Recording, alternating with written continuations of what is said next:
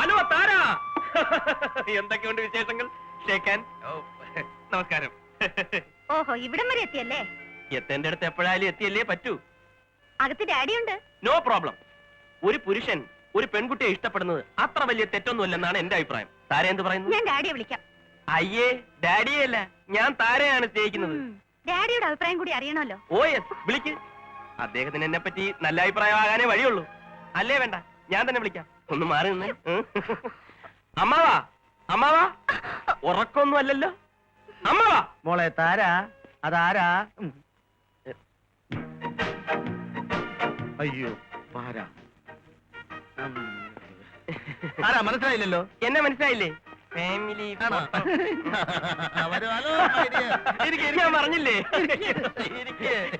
അല്ല അമ്മാവാ, നമുക്കൊരു തീരുമാനത്തിൽ എത്തണ്ടേ? എന്ത് തീരുമാനം? അത് ശരി.